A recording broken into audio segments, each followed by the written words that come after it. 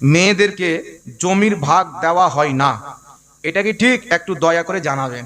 একটা লোক লালগোলা থেকে আমাকে ফোন করেছে, বলছে হুজুর আমার মেয়ের বিয়ে দিয়েছি, তো আমার জামাইয়ের খুব জমি আছে, অনেক চাকরি করে, আর আমার জমি মাত্র 2 বিঘা আছে, আর বাড়ির ডিহিটে আছে 4 কাঠা। তো আমি চাচ্ছি আমার মেয়েকে আমি খুশি করে নেবো, যে মা তুমি কিছু নিও না, আল্লাহ তো তোমাকে অনেক দিয়েছে, জামাইয়ের সব আছে, এগুলো সব আমার বেটার নামে করে দিতে, এটা জায়েজ হবে কি হবে না? আমি বললাম আপনি যদি বলেন আমি ফেরেশ স্পষ্ট জাহান্নামে যাব, তাহলে করেন, বিনা হিসাব কিতাবে জাহান্নাম। কে গরিব কে মিসকিন কে ফকির, একটা বেটা যদি কোটিপতি থাকে আর একটা বেটা যদি ভিক্ষা করে খায়, আর আপনার যদি মাত্র 2 কাঠা জমি থাকে, তবুও তাকে সমান করে ভাগ দিতে হবে। কি বুঝলেন? কথা বুঝতে পেরেছেন?